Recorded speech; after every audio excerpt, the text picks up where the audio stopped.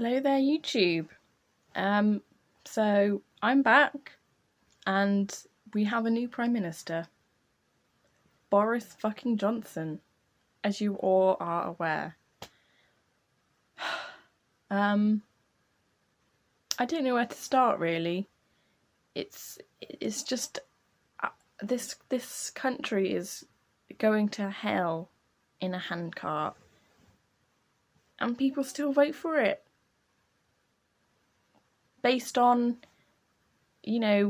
a Tory membership that consists of under 1% of the UK population, so roughly 0.3% who decided to elect Bojo Boris Johnson, clownish buffoon that he is now in charge of running this country, of controlling Brexit, and appointing new cabinet members to his cabinet/government, who are all horrifically now displayed before us on the front benches in the House of Commons. Hurrah for fucking democracy.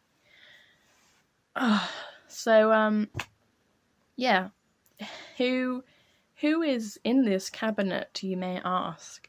Well, Sajid Javid, for one, has moved from a Home Secretary to is now the Chancellor. Who else do we have? Dominic Raab is now the Foreign Secretary, de facto Deputy PM, and is now also part of the Brexit War Cabinet. Who else? Priti Patel, of all people, was not too long ago fired/resigned over her communications with a foreign government, namely Israel, but has now been rewarded by being given the position of Home Secretary. So, good things. I'm just reading off the Politico website here. Priti Patel sacked from Theresa May's cabinet for holding secret meetings with the Israeli government while on holiday in the Golan Heights. So, get sacked for doing dodgy dealings, get rewarded by given a better job at the government, a year later. Brilliant. So that's Priti Patel sorted. Also, disagrees with, actually wants to bring the death penalty back. So, there you go. Michael Gove, Chancellor of the Duchy of Lancaster. Pomp and ceremony. Ben Wallace, Defence Secretary. Steve Barclay, Brexit Secretary. Andrea Leadsom, Business, Energy and Industrial Strategy Secretary. Matt Hancock is still the Health Secretary, so no change there. Gavin Williamson, Education Secretary, moving from Defence. Amber Rudd is the Work and Pension Secretary. So again, after being sacked/resigning from her previous position as Home Secretary over the Windrush scandal, she is now getting rewarded with, destroying more people's lives at the Department of Work and Pensions. So hurrah! Have that, Amber Rudd! Oh, God, it couldn't get any worse. It could not get any fucking worse. Liz Truss, International Trade Secretary. Grant Shapps, Transport Secretary. Teresa Villiers, Environment Secretary. Nikki Morgan, who I actually don't mind her very much. Nikki Morgan is the Digital Culture, Media and Sports Secretary. And the list goes on. With also James Cleverly being the Minister, a Tory party chairman, and I think Jacob Rees-Mogg is the Speaker of the House, I think. So yeah, what a jolly bunch of diverse people. Yes, check out the diversity in the entire cabinet, which I believe is actually just a mask for people who actually have actual terrible values and wish to plunge this country into further economic turmoil. So watch out for that. And the also complete lack of media scrutiny about anything that is going on with this government at the moment. I mean, Priti Patel, her appointment, was that challenged at all by the media, by the BBC? No.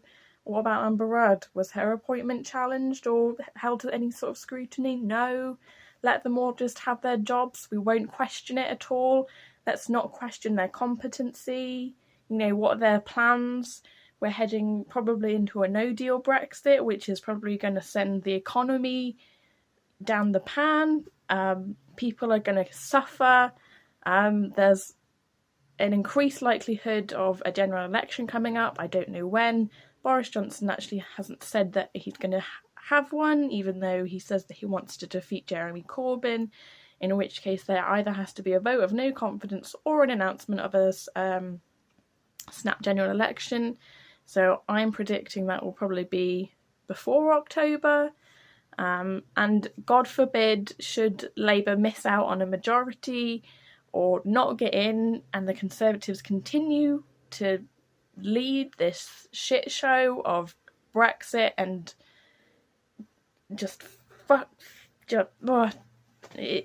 can't even describe it.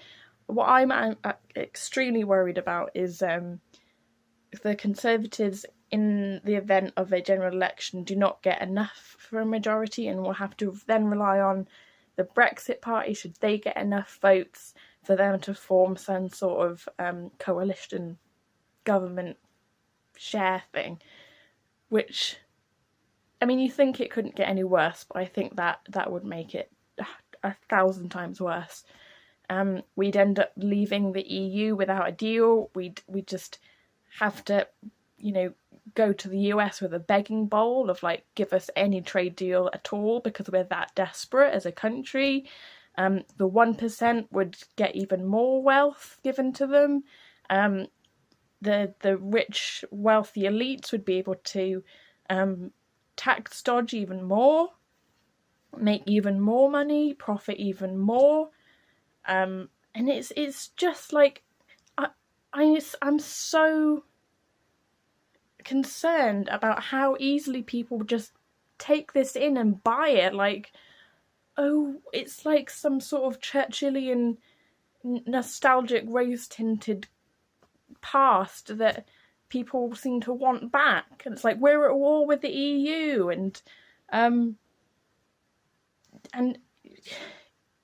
Boris Johnson honestly thinks that he's Churchill at this point. He believes that he is this great leader to lead us out of this, corrupt establishment European trading bloc community that is just riddled with evil and establishment figures and bureaucracy, etc., etc. I mean, I'm not saying the EU is perfect. I've never said that, and I've criticised it before, but God, we are not in the fucking 1940s anymore, folks. We're not at war. We're not at war with the Europeans. This continent and America is swinging more and more to the right, and I just feel like there's nothing we can do about it, because the media is just failing in its job to hold people to account.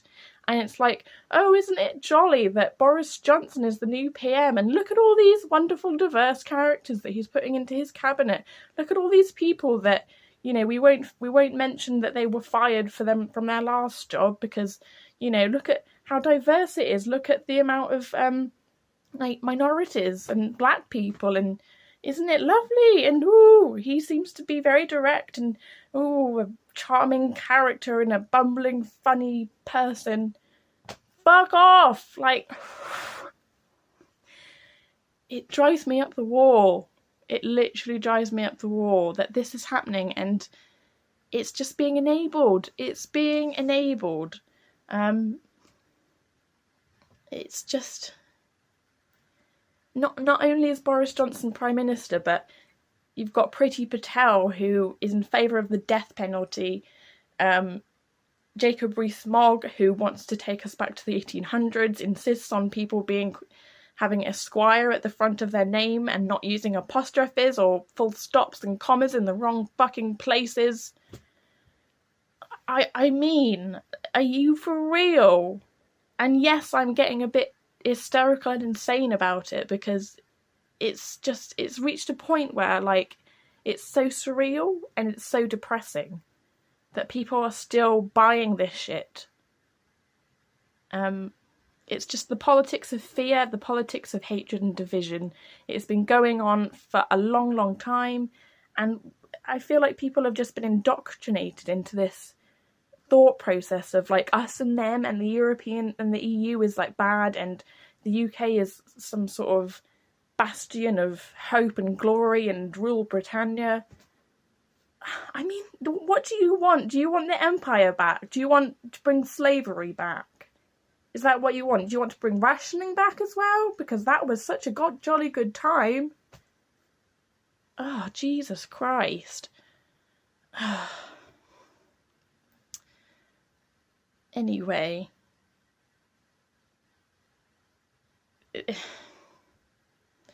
It's just a complete and utter farce. A complete and utter farce. I really wish the media, and I'm talking about the BBC, I'm talking about Sky News, I'm talking about ITV, I'm talking about the Daily fucking Mail, the Telegraph, the Times.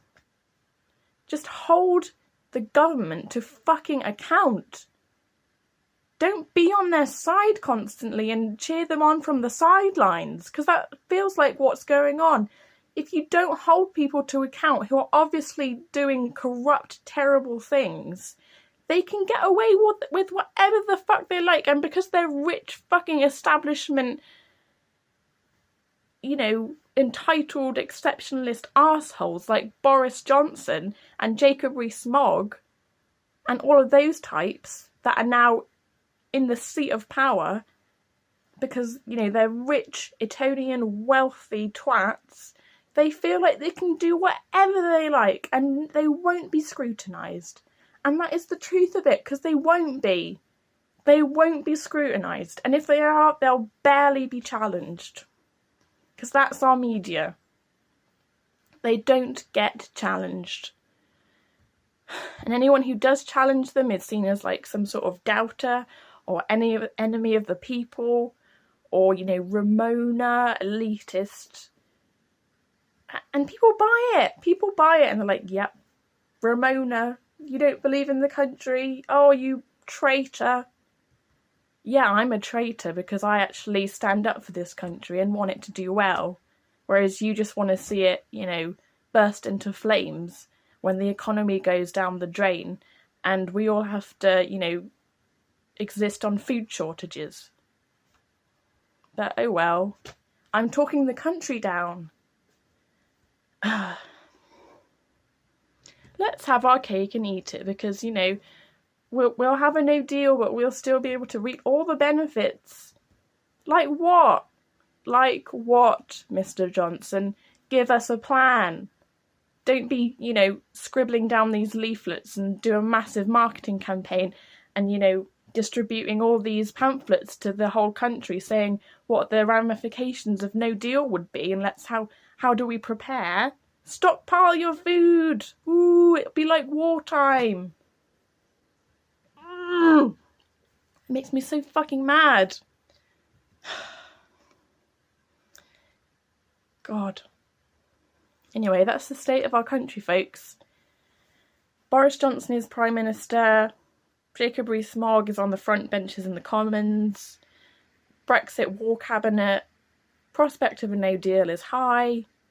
And Donald Trump is still president. And racism and fascism is on the rise still.